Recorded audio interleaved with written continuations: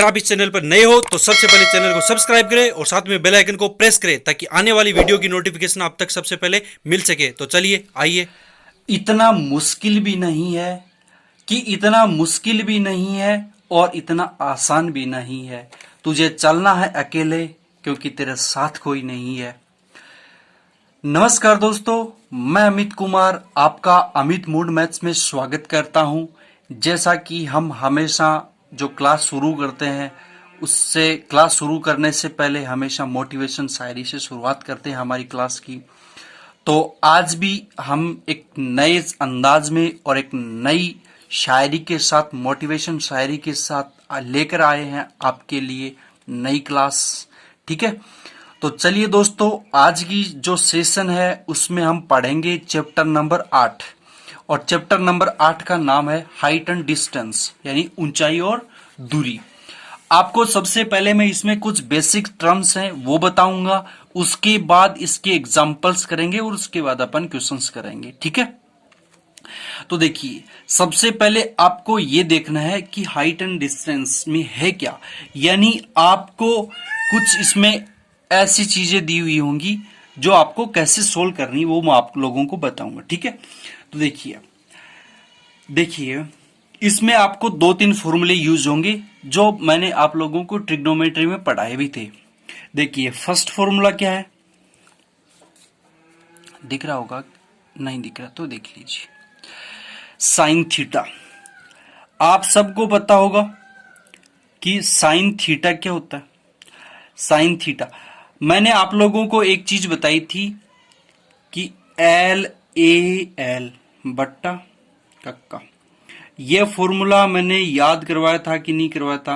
LAL बट्टा कक्का, ये फॉर्मूला मैंने आपको सबसे पहले और फर्स्ट क्लास में ये फॉर्मूला मैंने आप लोगों को समझाया है। ठीक है ना, तो साइन थीटा बराबर क्या होता है, लंब बट्टे कर्ण, यानी लंब बट्टा कर्ण। ठीक, एक तो फॉर्मूला हो गया ये। दूसरा देखिए, दूसरा फॉर्मूला क्या है, कॉस थीटा। आपको सिर्फ साइन, कॉस और टेन तीन ही फॉर्मूले इसमें यूज करने हैं और 3 फॉर्मूले से आप लोगों के हर क्वेश्चन सोल्व हो जाएंगे। ठीक है, देखिए कॉस थीटा बराबर क्या होता है, यहां से देख लिया करो, आधार बट्टे क्या है, कर्ण। अगर आप लोगों को याद नहीं हो रहा है तो यहां से देखा करो और बार बार इन चीजों पे प्रैक्टिस करोगे तो ये चीजें डेफिनेटली याद हो जाएंगी। आधार बट्टे कर्ण, तो मैं इसको क्या लिख सकता हूं, A/K, यानी आधार बट्टे कर्ण। यहां तक समझ में आई बात।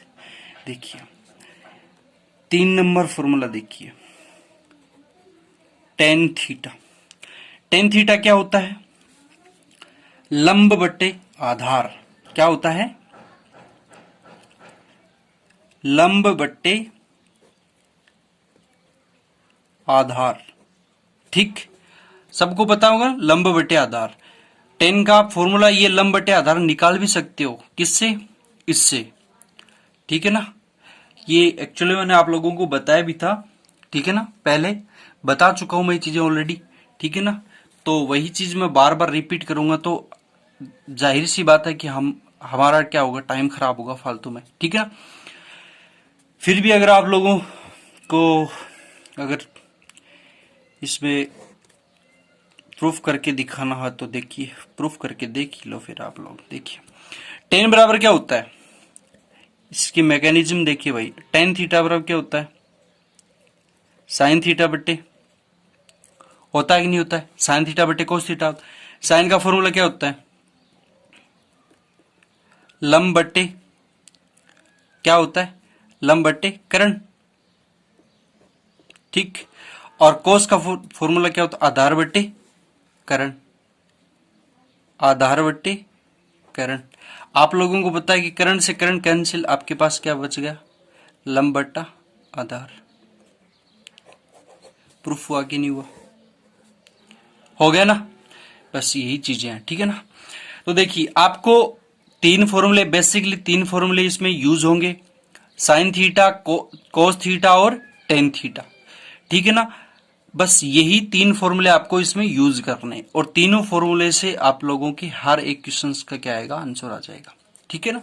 अब देखिए इसमें कुछ बेसिक चीजें और भी हैं, वो भी मैं आप लोगों को समझा देता हूं। देखिए हाँ, एक चीज और आप लोगों ने पढ़ा होगा,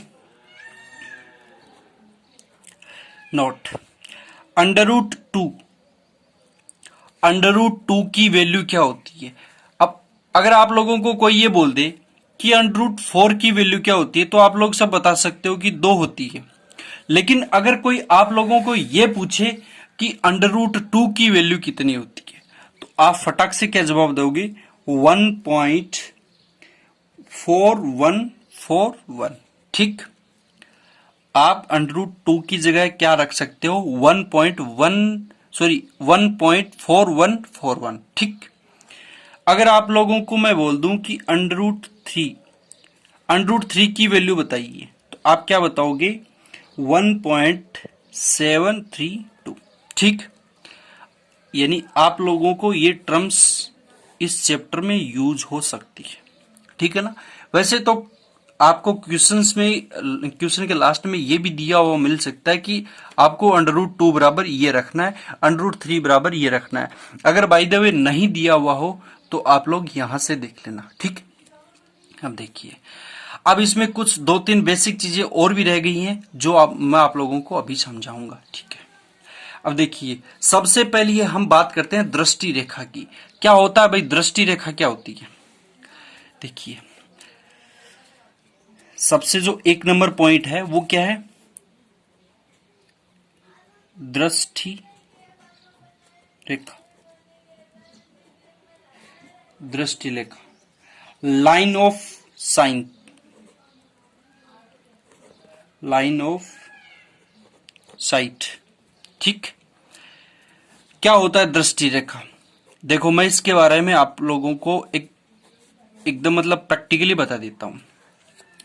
सपोज यहां पर कोई वस्तु रखी हुई है, पी कोई वस्तु रखी हुई है, मैं इसको बोल देता हूं वस्तु। ठीक। कोई भी प्रोडक्ट रखा हुआ है या कोई चीज रखी हुई है, वस्तु रखी हुई है। अगर मेरी आंख क्या है, यहां पे है, आंख का डायग्राम भी बना के दिखाऊं क्या भाई,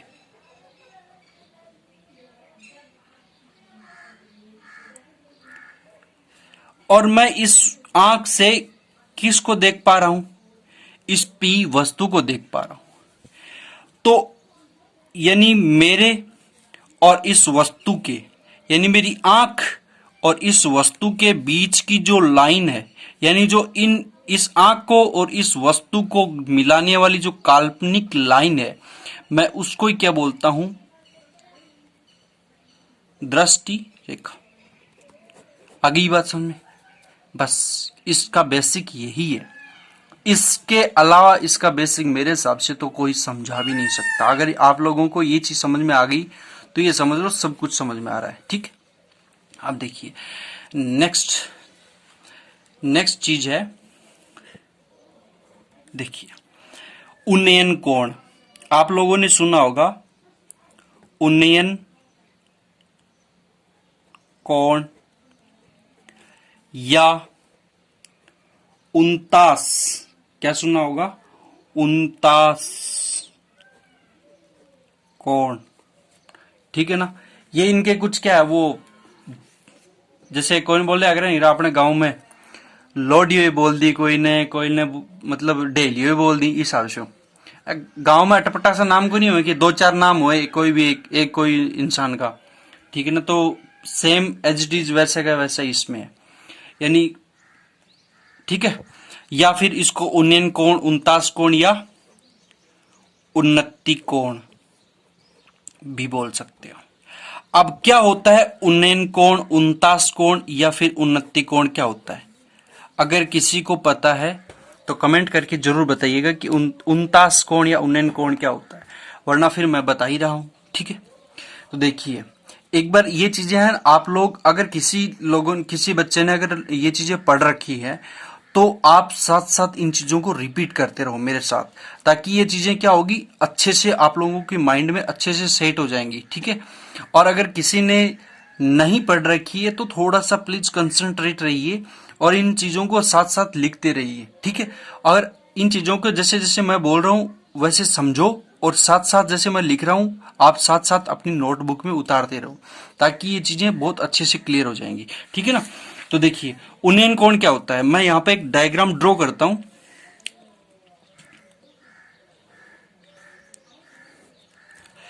देखिए भाई, सपोज यहां पे कोई वस्तु है P और ये है X धरातल, ठीक।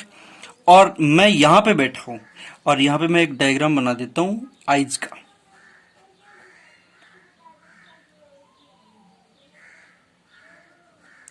मुझे आंख ऐसी बनानी आती है भाई, ज्यादा वो वैसे नहीं है भाई, मैं आपको समझा दूंगा, ठीक है ना। देखिए आगे बात समझ में। अब इसको क्या बोल सकता हूं, प्रेक्षक भी बोल सकता हूं, ठीक। अब देखिए अगर इसमें मेरी आंख से मैं ऊपर की ओर देखूंगा, सपोज सबसे पहले तो आप ये देखो कि सबसे पहले जो दृष्टि रेखा थी वो हमारी सामने एक धरातल पर रखी थी, सामने एकदम स्ट्रेट थी, यानी इसको क्या बोलते, क्षैतिज। इसको मैं क्या बोल सकता हूं, क्षैतिज। क्षैतिज तल के पैरेलल थी, ठीक है ना। ठीक उसी तरह से हमारी पहले यहां पे थी। अब जैसे जैसे मैं मेरी जो नजर है मैं उसको एक बिंदु P तक लेके जाऊंगा, यानी यहां से मैं यहां तक लेके जाऊंगा, तो मेरा जो इसके और इसके जो बीच जो बनने वाला जो कोण है, यानी जो थीटा कोण है, मैं उसको ही क्या बोलता हूं, उन्नयन कोण। आगे ही बात समझ में, क्या बोल सकता हूं उसको, उन्नयन कोण। मतलब हमारी जो आइज है इससे मैं ऊपर की ओर, जैसे सामने की ओर, जैसे ऊपर की ओर उठाऊंगा, नजर उठाऊंगा, तो जैसे जितने कोण तक उठाऊंगा वो कोण जो हमारा बनेगा वो क्या होगा, उन्नयन कोण होगा। आ गई बात समझ में यहां तक, ठीक। उन्नयन कोण में किसी बच्चे को कोई दिक्कत होगी क्या, नहीं होगी। चलो देखते हैं नेक्स्ट, यहां पे बना देता हूं दूसरा, अवनमन। अवनमन या 49 हो गया ना ये, तो अवनति, अवनति कोण। देखिए अवनमन, और अब आप लोगों को पता है, मैं पहले सबसे पहले यहां पे एक डायग्राम ड्रॉ कर देता हूं। सबसे पहले हमारी जो आइज है वो कहां रखनी है, यहां पर रखनी है, और मैं कहां से देख रहा हूं, यहां से। और फिर मेरे को कहां देखना है, यहां पे देखना है। कहां देखना है, इस बिंदु P पर देखना है, नहीं कोई वस्तु है। तो ये मैं आइज बना देता हूं।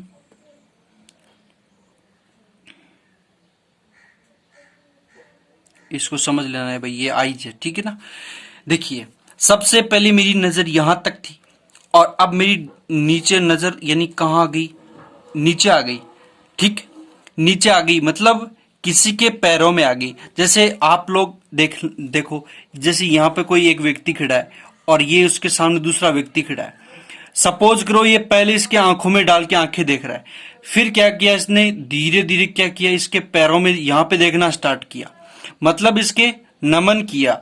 आंखों से क्या किया इसने, पैरों पे क्या किया, नमन किया। और आप लोगों को पता है नमन कहां किया जाता है, किसी के पैरों में पड़ के, किसी के पैरों में पड़ के। यानी जो अवनमन जो कोण होगा वो कहां होगा, किसी के पैरों में होगा, ठीक है ना, यानी नीचे होगा। और इनके जो बीच में जो कोण बनेगा, यानी थीटा, इस थीटा को मैं क्या नाम देता हूं, अवनमन कोण।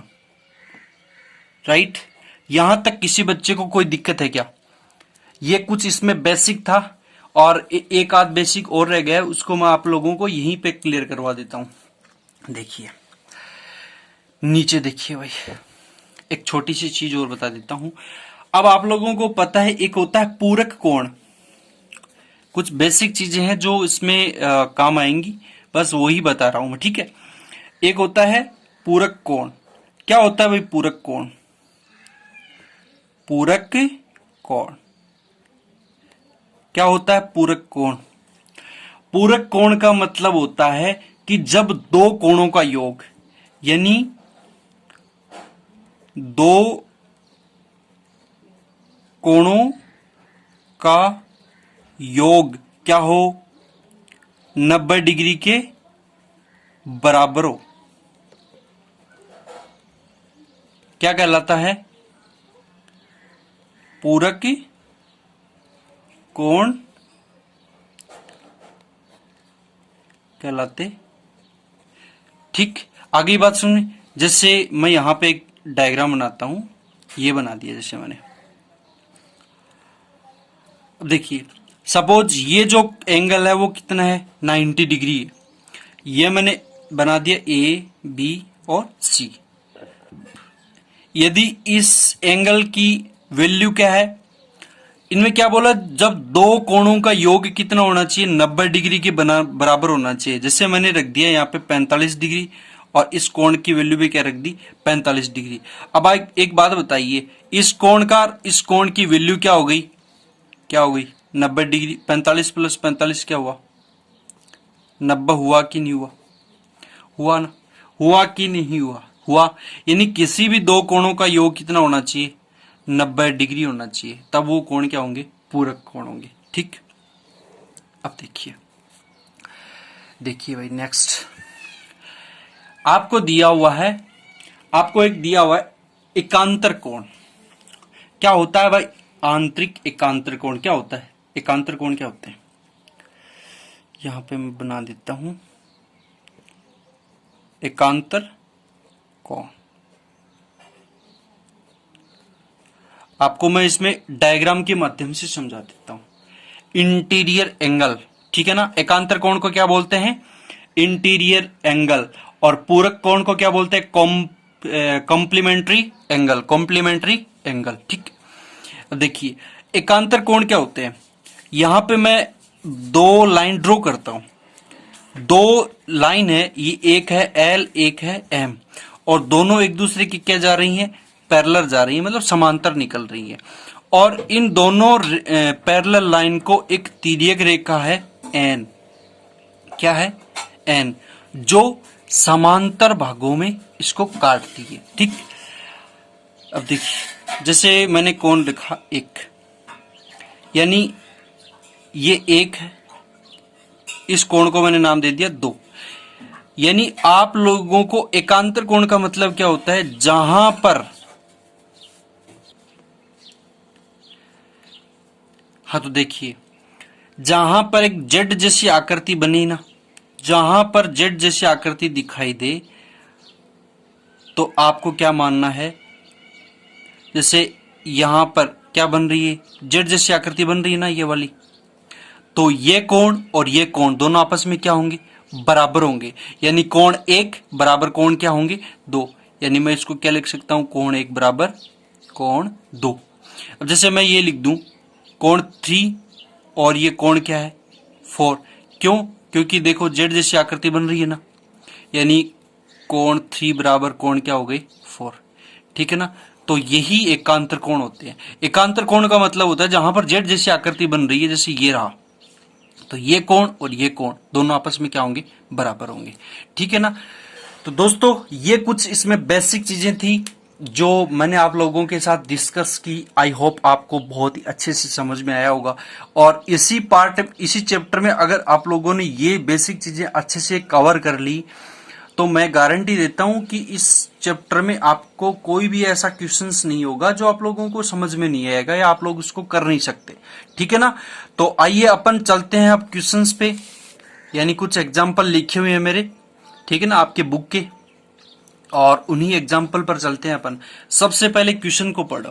क्वेश्चन में दिया हुआ है कि एक सर्कस, यानी सर्कस का एक कलाकार एक 20 मीटर लंबी डोर पर चढ़ रहा है। ठीक, लंबी डोर पर चढ़ रहा है जो अच्छी तरह से तनी हुई है और एक भूमि पर सीधे लगे खंबे के शिखर से बंधी हुई है। शिखर क्या होता है, जो टॉप पॉइंट होता है ना, ऊपर ऊपर वाला हिस्सा, ठीक है ना, खंबे का ऊपर वाला हिस्सा, उससे बंधी हुई है। यदि भूमि स्तर के साथ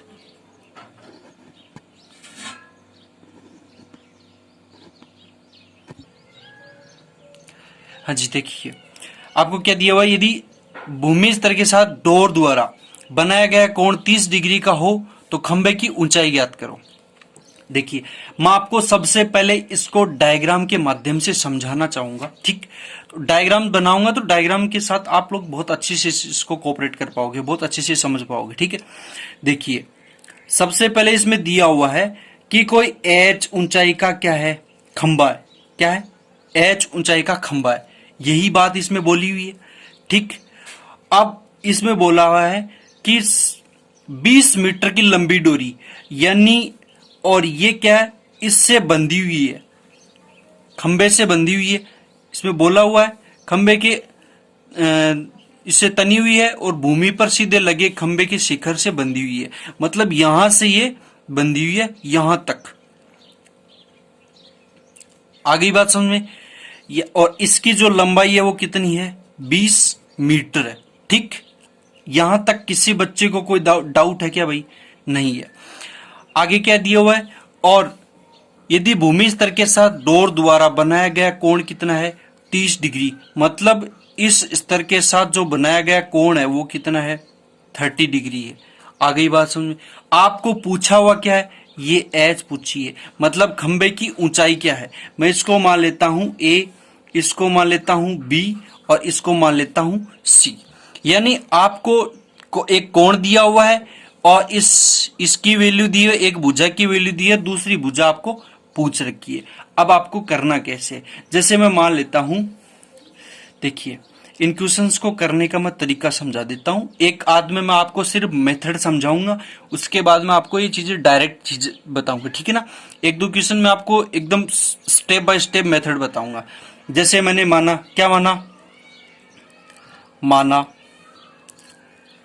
माना खंबे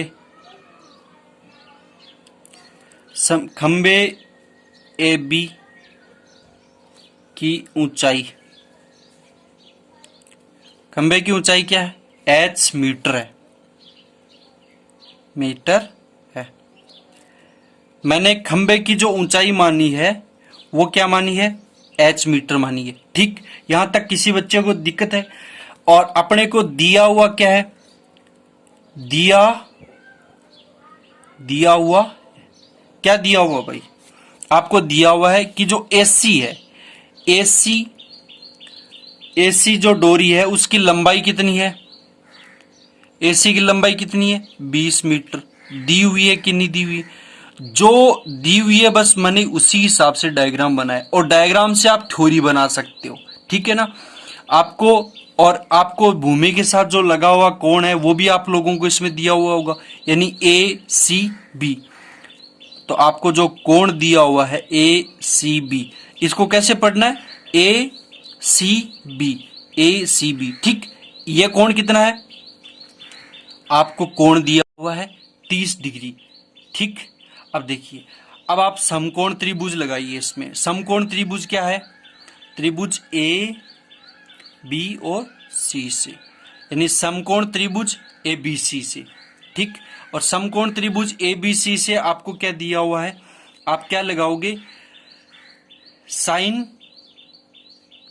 थीटा। थीटा की जगह आपको क्या दिया हुआ है? 30 डिग्री। और साइन थीटा बराबर मैंने आप लोगों को क्या बताया था? LAL बट्टा का। ये चीजें मैं आप लोगों को बार बार इसलिए बता रहा हूं कि आप लोग याद हो जाए आप लोगों की। ठीक है ना?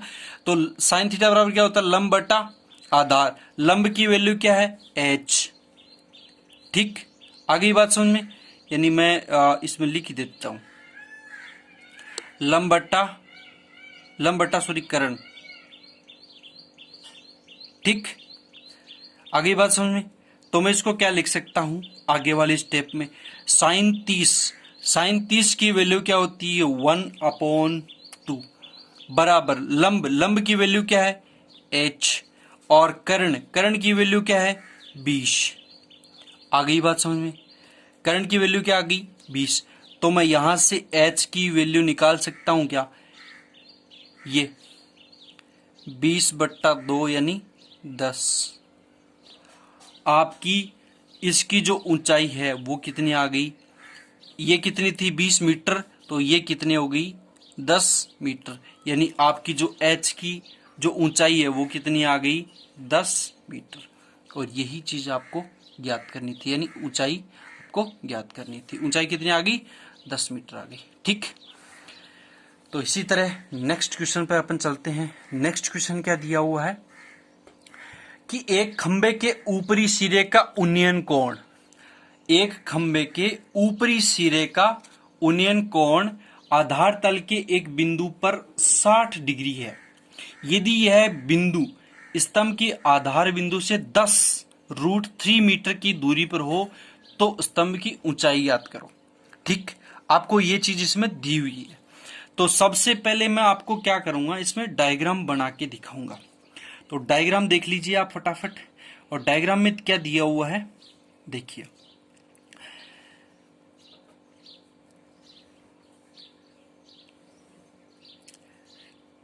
हाँ जी, ए, बी और सी।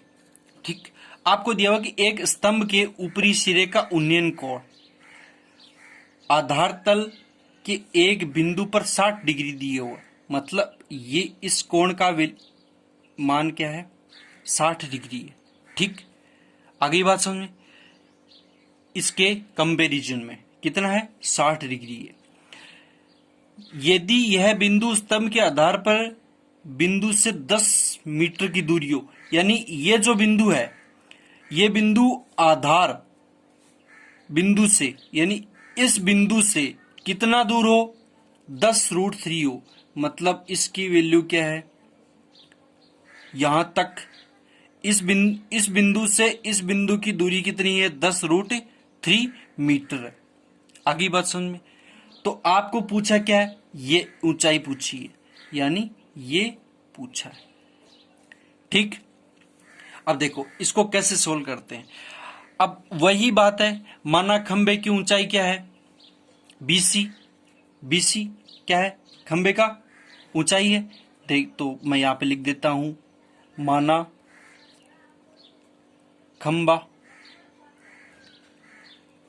खंबे BC की ऊंचाई क्या है? H metre. ठीक, आपको यहां तक किसी बच्चे को कोई दिक्कत है क्या? और देखिए, और बिंदु P से यहां लिख देता हूं, बिंदु B से बिंदु A तक, बिंदु B से A तक की दूरी है, जो शिखर से 60 डिग्री का उन्नयन कोण आता। ठीक, यहां तक किसी बच्चे को कोई डाउट है क्या भाई? तो चलिए देखते हैं। अब अपन को क्या लेना है? समकोण। अब हमारा क्या बन गया? समकोण बन गया। क्योंकि आप लोगों को पता है, जो मीनारें होती है, जो दीवार होती है, वो हमेशा सीधी बनाई जाती है, एकदम 90 डिग्री एंगल पे। ठीक है, तो वहां पे उसके जो टॉप पॉइंट है, यानी ये जो मीनारें हैं वो एकदम सीधी होगी। तो इस जाहिर सी बात है कि इसका जो ऊपर वाला जो बिंदु है, उसको अपन डोरी पकड़ के अगर यहां तक मिलाएंगे तो ये जो त्रिभुज बनेगा वो हमेशा क्या बनेगा? समकोण त्रिभुज बनेगा। तो समकोण त्रिभुज ABC से, समकोण त्रिभुज ABC से। ठीक, अब ABC क्या कहता है? अब आप लोगों को पता है कि आधार दिया हुआ है और आपको ऊंचाई ज्ञात करनी है। तो आप फॉर्मूला लगा दीजिए टेन थीटा का, और टेन थीटा की वैल्यू क्या है? 60 डिग्री। आप लोगों को सबको पता है कि टेन थीटा बराबर क्या होता है? लंब बटे आधार होता है, यानी लंब बटे आधार होता है कि नहीं होता है? लंब क्या है आपके पास? H दिया हुआ है। और देखिए, जैसे जैसे ये वैल्यू दी हुई है उस पर आप मान रख दो। टेन 60 की वैल्यू क्या होती है? सबको पता होगा, √3। L की वैल्यू क्या है?